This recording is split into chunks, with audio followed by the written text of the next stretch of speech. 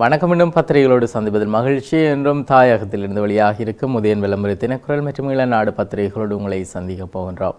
இன்று 24ஆம் தேதி ஜனவரி மாதம் 2025ஆம் ஆண்டு வெள்ளிக்கிழமை. இந்த நாள் உங்கள் எல்லோருக்குமே பாதுகாப்பான இனிய நல்லதொரு நாளாக அமையட்டும். இலங்கையை பொறுத்தவரையிலே வடக்கு தெற்கென இரண்டு பெரும் பிரிவுகளை மக்கள் உணர்கிறார்கள். இந்த வடக்கு கிழக்கில் இருக்கக்கூடிய குறிப்பாக படையினர் வசம் இருக்கக்கூடிய காணிகள் விடுவிக்கப்பட வேண்டும் என்கின்ற கோரிக்கைகள் தொடர்ந்து எழுப்பப்பட்டு வந்து கொண்டிருந்தாலும் அவை என்னமும் மந்தகதியிலே இடம்பெறுவதையே பார்க்க முடிகிறது. ஒருபுறம் காணி விடுவிக்கப்படுமாக இருந்தால், குறிப்பாக படையினரம் இழந்து விடுவிக்கப்படுமாக இருந்தால், அந்த பகுதியிலே வனஜீவராசிகள் திணைக்களம் அதை தங்களுடைய பெயரை பயன்படுத்தி அந்த காணிகளை அபகரிப்பதை பார்க்க முடியும். அதே நேரத்தில் வனஜீவராசிகள் விடுவிக்கப்படுமாக இருந்தால், வனஜீவராசிகள் திணைக்களம் அந்த காணிகளை விடுவிக்குமாக இருந்தால், பௌத்தம் சார்ந்த மதம் சார்ந்த செயற்பாடுகளால் அந்த காணிகள் முடக்கப்படும், அல்லது வரலாறு சார்ந்து முடக்கப்படும். இப்படி பல்வேறு விடயங்களால் அந்த காணிகளை விடுவிக்காமல் அல்லது வேறு வேறு திணைக்களங்களுக்கு மாற்றப்படுவதை தவிர மக்களுக்கு விடுவிக்கப்படுகின்ற செயல்பாடுகள் மந்தகதியில் இடம்பெறுவதாக குற்றம் சாட்டப்படுகிறது.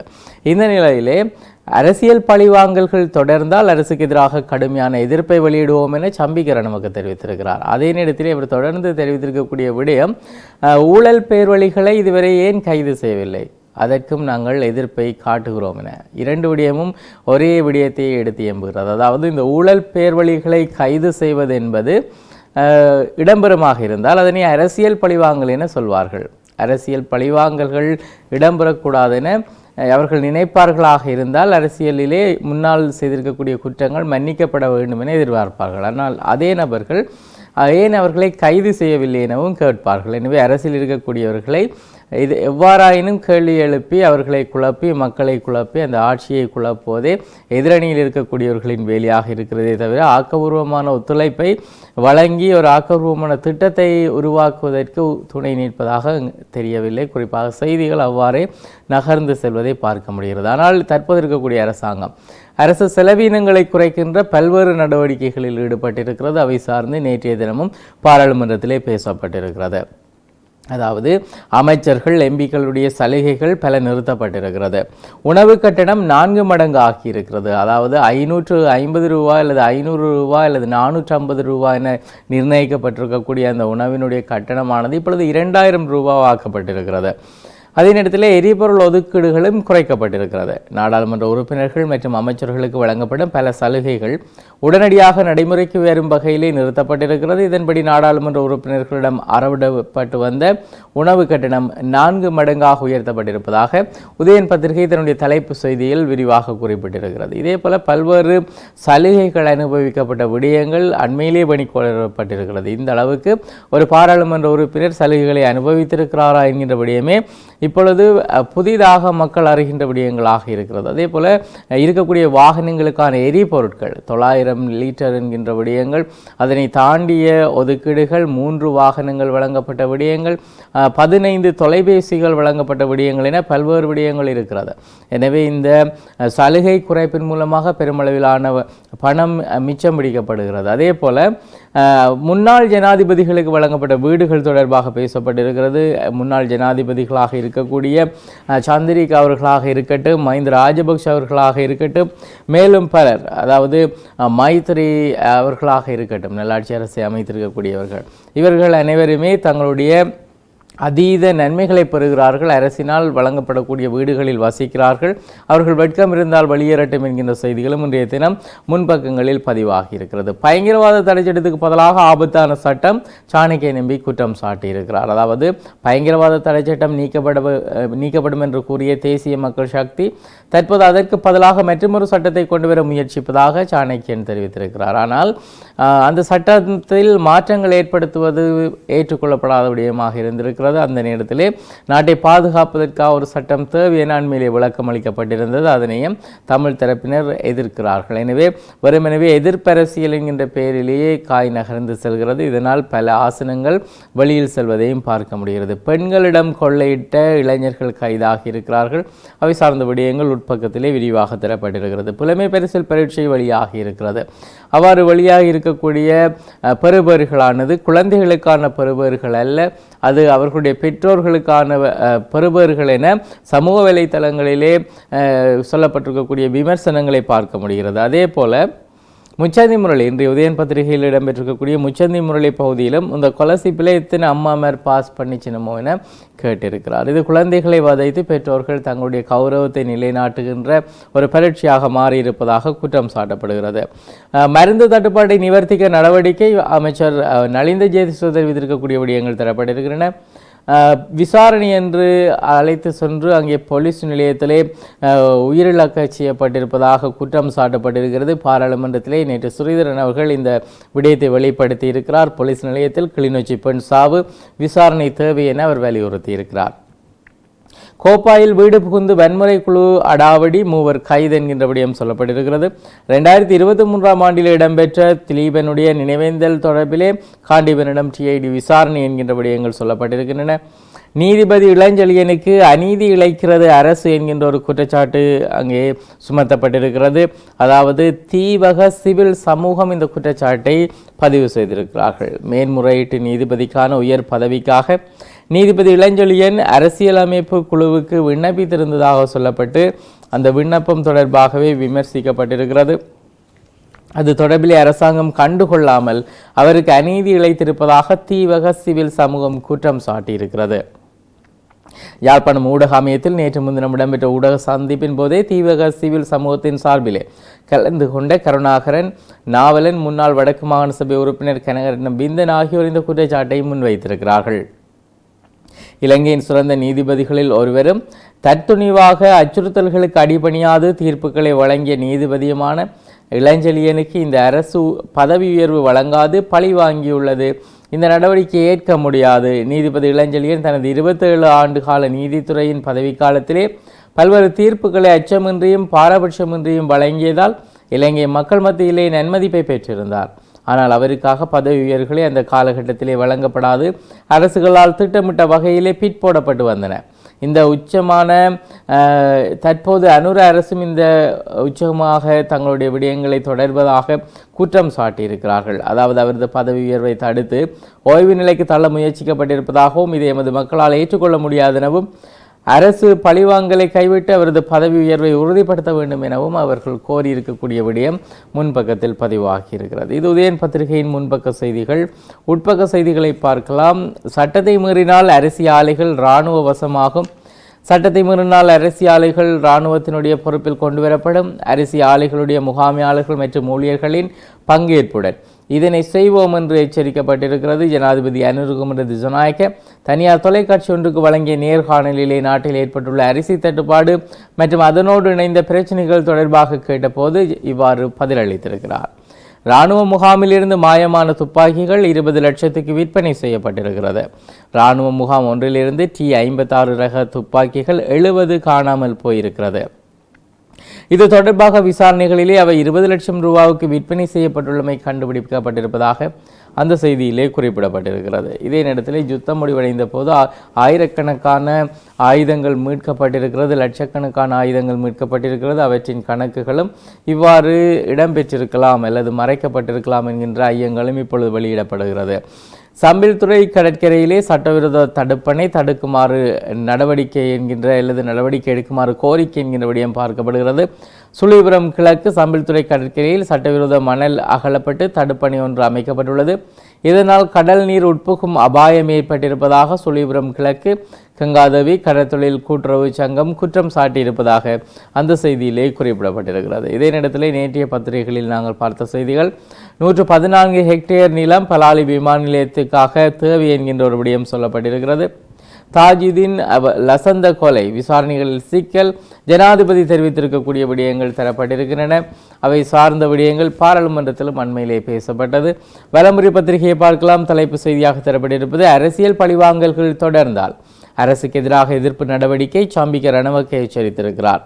அரசியல் பழிவாங்கல்கள் தொடர்ந்தால் அனுர அரசுக்கு எதிராக எதிர்ப்பு நடவடிக்கையை முன்னெடுப்போம் என சம்பிக்க ரணவக்க எச்சரிக்கை விடுத்திருக்கக்கூடிய விடயம் வலமுறை பத்திரிகை தலைப்பு செய்தியாக தந்திருக்கிறது. அதே நேரத்திலே தினக்குரல் பத்திரிகையும் அந்த செய்தியை தான் தலைப்பு செய்தியாக தந்திருக்கிறது. அரசியல் பழிவாங்கல் தொடர்ந்தால் அரசுக்கு எதிராக கடும் எதிர்ப்பு, ஊழல் பேர்வழிகளை கைது செய்யாததேன் எனவும் அவர் கேட்டிருக்கிறார். அனுர ஹருணி அரசாங்கத்தின் முதலாவது அரசியல் பழிவாங்கலாக முன்னாள் அமைச்சர் அனுர பிரியதர்சன யாப்பா மற்றும் அவரது மனைவி உள்ளிட்டோர் கைது செய்யப்பட்டிருக்கிறார்கள். பாரதூரமான குற்றங்களில் ஈடுபட்ட உண்மையான குற்றவாளிகளுக்கு எதிராக நடவடிக்கை எடுப்பதற்கு பதிலாக அரசாங்கம் இவ்வாறு செய்யுமாக இருந்தால் விரைவில் பாரிய எதிர்ப்பு நடவடிக்கைகளில் ஈடுபடுவோம் என முன்னாள் அமைச்சர் சம்பிக்க ரணவக்க எச்சரிக்கை விடுத்திருக்கிறார். இவர் யாருக்காக பேசுகிறார் என்று பார்ப்போமாக இருந்தால் குறிப்பாக ஒரு அமைச்சின் ஊடாக ஒரு உதவி திட்டத்தை பெறுகிறார். அதாவது சதோச நிறுவனத்திடம் பொருட்களை கொள்வனவு செய்து அவர்கள் தங்களுடைய தேர்தல் நடவடிக்கைக்காக பயன்படுத்தி இருக்கிறார்கள். இதுவே குற்றம் சாட்டப்பட்ட குற்றம். எனவே இதற்கு பரிந்து பேசுகின்ற சம்பிக்க ரணவக்க அவர்களை மக்கள் இனங்காணுகிறார்கள். இந்த நேரங்களிலே வலம்புரி பத்திரிகையின் முன்பக்க செய்திகளிலே யாழ் இந்து ஆரம்ப பாடசாலை மாணவன் முதலிடம், இரண்டாம் இடம் பொஸ்கோ மாணவனுக்கு என்கின்ற விடயம் சொல்லப்பட்டிருக்கிறது. வழமை போலவே புலமை பரிசில் பயிற்சிகளிலே சிறந்த பெறுபவர்களை அந்த பாடசாலைகள் பெற்றிருக்கின்றன. தரம் 5 புலமை பரிசில் பெறுவர் பொஸ்கோ வித்தியாலயம் 135, யாழ் இந்து பாடசாலை இந்து ஆரம்ப பாடசாலை 134 என சித்திகளின் எண்ணிக்கை தரப்பட்டிருக்கிறது. எனவே பொஸ்கோ பாடசாலை முதலாவது இடத்தை பெற்றிருக்கிறது. அதிக மாணவர்கள் சித்தி எய்திய முதலாவது பாடசாலையாகவும் யாழ் இந்து இரண்டாவது இடத்தையும் பெற்றிருக்கிறார்கள். ஒரு மாணவனுடைய வித்தியாசத்திலேயே அந்த வெற்றி அல்லது அந்த எண்ணிக்கை பதிவாகி இருக்கிறது என்று சொல்லிவிடலாம். 2026ஆம் ஆண்டு முதல் கல்வி முறையில் சீர்திருத்தங்கள் சபையில் பிரதமர் ஹரிணி தெரிவித்திருக்கிறார். ஆவரங்காலிலே விபத்து, இளைஞன் உயிரிழப்பு என்கின்ற செய்தி குறித்த இளைஞனுடைய புகைப்படத்தோடு தரப்பட்டிருக்கிறது. ஆவரங்காலில் இடம்பெற்ற மோட்டார் சைக்கிள் விபத்திலே படுகாயமடைந்த இளைஞன் நேற்று உயிரிழந்திருப்பதாக அந்த செய்தியில் சொல்லப்பட்டிருக்கிறது. உதயநாதன் விதுஷன் வயது 32 என்பவரே இவ்வாறு உயிரிழந்திருக்கிறார். இதே நேரத்திலே கனடாவில் வாகன விபத்து, நீர்வேலியைச் சேர்ந்த தந்தையும் அவரது 3 வயது மகளும் உயிரிழந்திருக்கக்கூடிய துயர செய்தி நேற்றைய தினம் சமூக வலைதளங்களே ஆக்கிரமித்திருந்தது. தமிழ் மக்களுக்கான தீர்வு திட்டமிட்ட கலந்துரையாடலிலிருந்து விலகியது தமிழரசு கட்சி என்கின்ற விடயம் சொல்லப்பட்டிருக்கிறது. தமிழ் மக்களுக்கான தீர்வு திட்டம் தொடர்பிலே திட்டமிட்டிருந்த கலந்துரையாடலிலிருந்து விலகுவதாக இலங்கை தமிழரசு கட்சி அறிவித்துள்ளது. புதிய அரசியலமைப்பு உருவாக்கிய விவகாரத்திலே தமிழ் தேசிய கட்சிகளை ஒன்றிணைக்கும் நோக்கிலே முன்னெடுக்கப்பட்டு வரும் முயற்சிகளின் அடுத்த கட்டமாக தமிழ் தேசிய மக்கள் முன்னணி பாராளுமன்ற குழு தலைவர் கஜேந்திரகுமார் பொன்னம்பலம் என்கின்ற செய்தியாக அந்த செய்தி தொடர்கிறது. அதாவது இந்த விடயத்திலிருந்து தாம் ஒதுங்குவதாக அவர்கள் அறிவித்திருக்கிறார்கள். இணைந்து செய்கின்ற இந்த விடயத்திலிருந்து தங்களுடைய ஒற்றுமையற்ற தன்மையை காட்டுவதாக விமர்சனங்கள் முன்வைக்கப்படுகிறது. தமிழரசு கட்சியினுடைய பாராளுமன்ற குழு தலைவர் சிவஞானம் ஸ்ரீதரன் மற்றும் ஜனநாயக தமிழ் தேசிய கூட்டணியின் பாராளுமன்ற குழு தலைவர் செல்வம் அடைக்கலநாதன் ஆகியோருக்கு இடையிலே சந்திப்பு ஒன்று இந்த மாத தொடக்கத்திலே பாராளுமன்ற கட்டிட தொகுதியில் இடம்பெற்றிருந்தது. அதாவது கஜேந்திரகுமார் பொன்னம்பலம், ஸ்ரீதரன் அவர்கள், செல்வம் அடைக்கலநாதன் அவர்கள் இந்த மூவரும் இணைந்து இந்த சந்திப்பிலே பேசியிருந்தார்கள். எனவே இதிலிருந்து தமிழரசு விலகுவதானது உட்கட்சி பூசலையே எடுத்து எம்பதாக அமைந்திருக்கிறது. எனவே இதில் சார்ந்தவர்களை இனங்காண வேண்டும் அந்த கட்சியினுடைய பிரதிநிதிகள் என்கின்ற விடயங்கள் இப்பொழுது சமூக வலைதளங்களில் பேசப்படுகிறது. கிளிநொச்சியை சேர்ந்த 2 ஓமந்தையில் கைது என்கின்ற விடயம் சொல்லப்பட்டிருக்கிறது. யாழ் போதனா வைத்தியசாலையில் பாதுகாப்பு உத்தியோகத்தரை தாக்கிய போலீசார் என்கிற விடயம் சொல்லப்பட்டிருக்கிறது. அதாவது யாழ் போதனா வைத்தியசாலையில் கடமையில் இருந்த பாதுகாப்பு உத்தியோகத்தரை சிவில் உடையில் வந்த போலீசார் ஒருவர் தாக்கியுள்ளார். நேற்று வியாழக்கிழமை இந்த சம்பவம் இடம்பெற்றிருப்பதாக அந்த செய்தியில் சொல்லப்பட்டிருக்கிறது. மோட்டார் சைக்கிளில் பயணித்தவர் மயங்கி விழுந்து மரணமடைந்திருக்கிறார். சுன்னாகத்திலே இந்த துயர சம்பவம் பதிவாகியிருக்கிறது. மோட்டார் சைக்கிளில் பயணித்த குடும்பஸ்தர் ஒருவர் மயங்கி விழுந்து உயிரிழந்திருக்கிறார். சுன்னாகத்திலே நேற்று முன்தினம் மாலை இந்த சம்பவம் இடம்பெற்றிருக்கிறது. இதிலே செட்டி வளைவு இணிவிலை சேர்ந்திருக்கக்கூடிய சபாபதி பிள்ளை நித்தியானந்தன், அவருக்கு வயது 64, அவரே இவ்வாறு உயிரிழந்ததாக அந்த செய்தியில் குறிப்பிடப்பட்டிருக்கிறது. இது வலம்புரி பத்திரிகையின் முன்பக்க செய்தி. உட்பக்க செய்திகளிலே இலங்கைக்கு $200 மில்லியன் வழங்க உலக வங்கி திட்டம் என்கின்ற விடயம் சொல்லப்பட்டிருக்கிறது. தினக்குரல் பத்திரிகையை பார்க்கலாம். தலைப்பு செய்தியாக நாங்கள் ஏற்கனவே பார்த்த செய்தி, அரசியல் பழிவாங்கல் தொடர்ந்தால் அரசுக்கு எதிராக கடும் எதிர்ப்பு என்கின்ற சம்பிக்க அவர்களுடைய எச்சரிக்கை சொல்லப்பட்டிருக்கிறது. அதே நேரத்தில் புலமை பரிசில் பரீட்சை பெறுவர் வழியாகியது. வெட்டு புள்ளிக்கு மேல் 51,244 பேர் தெரிவாயிருக்கக்கூடிய விடயங்கள் சொல்லப்பட்டிருக்கிறது. தரம் 5 புலமை பரிசில் வெட்டு புள்ளி வெளியானது என்கின்ற மேலும் செய்திகள் தரப்பட்டிருக்கின்றன. அதே நேரத்திலே பெண்களை தாக்கி தொலைபேசி பறிப்பு, கிளிவாசிகள் 2 கைது என்கின்ற விடயம் சொல்லப்பட்டிருக்கிறது. சைக்கிளில் பயணித்த 2 பெண்களை பின்தொடர்ந்து வந்த அந்த வழிப்பறி திருடர்கள் இருவர் அந்த குறித்த பெண்களை வழிமறித்து தாக்கி அவர்களிடம் இருந்த 7 லட்சம் ரூபாய் பெறுமதியிலான கையடக்க தொலைபேசியை பறித்து சென்றிருக்கிறார்கள். இந்த சம்பவம் நேற்று வவுனியா ஓமந்தை A9 வீதியில் இடம்பெற்றிருப்பதாக அந்த செய்தியிலே சொல்லப்பட்டிருக்கிறது. மஹிந்த மைத்திரி சந்திரிகா வெட்கம் இருந்தால் அரசாங்க வீடுகளை விட்டு வெளியேறட்டும் என்கின்ற விடயத்தை தெரிவிக்கப்பட்டிருக்கிறது. இப்பொழுது இருக்கக்கூடிய அரசில் இருக்கக்கூடிய குறித்த அமைச்சரினால் மக்களின் வரி பணத்திலே அரச வீடுகளில் வசிக்கும் முன்னாள் ஜனாதிபதிகளான மஹிந்த ராஜபக்ஷ, மைத்திரிபால சிறிசேன, சந்திரிகா குமாரதுங்க ஆகியோர் வெட்கம் இருந்தால் குறித்த வீடுகளிலிருந்து உடனடியாக வெளியேறட்டும் என சுகாதார அமைச்சர் நலிந்த ஜெயதீச தெரிவித்திருக்கிறார். திலீபனின் ஊர்தி பவனி விவகாரம் சட்டத்தரணி காண்டீபனிடம் TID நேற்று விசாரணை என்கின்ற விடயம் சொல்லப்பட்டிருக்கிறது. கோப்பாயில் வீடுகளுக்குள் நுழைந்து வன்முறை கும்பல் அட்டகாசம், மோட்டார் சைக்கிள் தீக்கிரையாக்கப்பட்டிருக்கிறது. புகைப்படம் இணைக்கப்பட்ட செய்தியாக அந்த செய்தி தரப்பட்டிருக்கிறது. மாடுகளை ஓட்டிச் சென்ற இளைஞன் விபத்தில் பலி என்கின்ற விடயம் சொல்லப்பட்டிருக்கிறது. புகைப்பிடிக்கும் பழக்கம் ஆண்களிடையே குறைந்து பெண்களிடம் அதிகரிப்பு என்கின்ற ஒரு விடயம் வெளியாகி இருக்கிறது. வீதியால் சென்ற நபர் மயங்கி விழுந்து மரணம் என்கின்ற செய்தியை நாங்கள் ஏற்கனவே பார்த்த செய்தி. பாடசாலை மாணவிக்கு பாலியல் தொல்லை, ஆசிரியர் ஒருவர் கைதாகியிருக்கிறார். 52 வயதுடைய ஆசிரியராக அவர் இருக்கிறார். அவருடைய இந்த தரம் கெட்ட செயல் தொடர்பாக நேற்றைய தினம் விமர்சிக்கப்பட்டிருக்கிறது. பரிசு பெறும் ஆசையிலே பணத்தை இழந்த நபர், இந்த செய்தி தொடர்கதியாக இருக்கிறது. செய்திகளை படிப்பதில்லை, அதன் காரணங்களால் இவர்களுடைய இவ்வாறான இழப்புகள் தொடர்கிறது. தொடர்ச்சியாக பத்திரிகைகளிலே கடந்த மாதம் மட்டும் கிட்டத்தட்ட 5 இவ்வாறான செய்திகளை நாங்கள் பார்த்திருக்கிறோம். 5 நாட்கள் இவ்வாறான செய்திகளை நாங்கள் விரிவாக பார்த்திருக்கின்றோம். இது தினக்குரல் பத்திரிகையின் முன்பக்க செய்தி. உட்பக்க செய்திகளிலே 170 ரூபாவுக்கு வாங்கிய புகைப்படம் 400 கோடிக்கு விற்கப்பட்ட சம்பவம். அந்த புகைப்படத்திலே அப்படி என்ன இருக்கிறது என்கின்ற விடயம் தொடர்பாக வெளிப்படுத்தப்பட்டிருக்கிறது. பத்திரிகைகளிலே அவை சார்ந்த கட்டுரைகளும் விரிவாக தரப்பட்டிருக்கின்றன. பனை சார்ந்த உற்பத்தியாளர்களின் பிரச்சனைக்கு விரைவில் தீர்வு என்கின்ற விடயம் பெருந்தோட்ட பிரதி அமைச்சர் பிரதீப் தெரிவித்திருக்கக்கூடிய விடயம் தரப்பட்டிருக்கிறது. கிளிநொச்சி பிரதேசத்தைச் சேர்ந்த பெண் மருதானை காவல் நிலையத்திலே தற்கொலை, உண்மை நிலை கண்டறியப்பட வேண்டும் என்கிற விடயம் சொல்லப்பட்டிருக்கிறது. அதே நேரத்திலே விரைவில் சிறந்த உத்தியோகத்தர்களுக்கு பாராட்டு சான்றிதழ் வழங்கப்பட்டிருக்கிறது. ஒரு சிறந்த விடயமாக இது பார்க்கப்படுகிறது. காரணம், அதிகளவான விடுமுறைகளை பெற்றுக்கொண்டு சம்பளங்களையும் பெற்றுக்கொண்டு செயல்படுகின்ற உத்தியோகத்தர்களும் இருக்க செய்கிறார்கள். இதே நேரத்திலே போலீஸ் ஆணைக்குழுவை சந்தித்து பேசிய ஜனாதிபதி என்கின்ற விடயம் சொல்லப்பட்டிருக்கிறது. பழங்குடியினரின் பிரச்சனைகளை தீர்க்க உரிய சட்ட நடவடிக்கைகள் பிரதமர் முன்னிலையில் உறுதியளிக்கப்பட்டிருக்கிறது. பழங்குடியினர் மக்களின் உரிமைகளை உறுதிப்படுத்துவதில் தயாரிக்கப்பட்டிருக்கக்கூடிய பாராளுமன்ற சட்டவிரைவின் எதிர்கால நடவடிக்கைகள் குறித்தும் பழங்குடியின மக்களின் அடிப்படை உரிமைகள் தொடர்பிலான தற்போதைய சட்ட சிக்கல்களை தீர்ப்பதற்கும் சுற்றாடல் அமைச்சினால் ஏற்பாடு செய்யப்பட்ட கலந்துரையாடல்கள் பாராளுமன்ற வளாகத்திலே பிரதமர் கலாநிதி ஹரணி அமரசூரிய பங்கு பெற்றதுடன் இடம்பெற்றதாக அந்த செய்தியிலே சொல்லப்பட்டிருக்கிறது. கடந்த காலங்களிலே இந்த பழங்குடியினர் அவர்கள் குறைப்பட்டு கொண்டிருந்தார்கள். தம்மை சுதந்திர தின நிகழ்வுக்கு அழைப்பதும் தங்களுடைய நாட்களிலே சர்வதேச ரீதியிலே பழங்குடியினரை நினைவு கூற வேண்டிய நாட்களிலே தம்மை நினைவு கூர்ந்து அரசியல் செய்வதுமாகவே அதற்காகவே தங்களை பயன்படுத்துவதாக அண்மையிலே அவர்கள் குறை சொல்லியிருந்தார்கள். ஈழநாடு பத்திரிகையை பார்க்கலாம். தலைப்பு செய்தியாக தரப்பட்டிருப்பது, வடக்கு கிழக்கில் படையினர் வசம் இருக்கின்ற காணிகள் விடுவிக்கப்பட வேண்டும். செல்வம் எம்பி சபையிலே கோரிக்கை வைத்திருக்கிறார். முன்பக்க செய்திகளிலே மருதானை போலீஸ் நிலையத்திலே கிளிநொச்சி பெண் ஒருவர் கொலை, ஸ்ரீதரன் எம்பி சபையிலே குற்றம் சாட்டியிருக்கிறார். அதாவது தற்கொலை என சொல்லப்பட்டே அங்கு செய்திகள் வெளியாக இருப்பதாகவும், போலீஸ் நிலையத்தில் எவ்வாறு பெண்மணி ஒருவர் தற்கொலை செய்து கொள்ள முடியும் எனவும் ஸ்ரீதரன் அவர்கள் கேள்வி எழுப்பியிருக்கிறார். மூச்செடுக்க சிரமப்பட்ட பெண் யாழில் பரிதாபமாக உயிரிழப்பு. தேர்வு செய்தி, அதாவது 36 வயதுடைய பெண் இவ்வாறு உயிரிழந்ததாக தர்சன் பாமினி அவருக்கு வயது.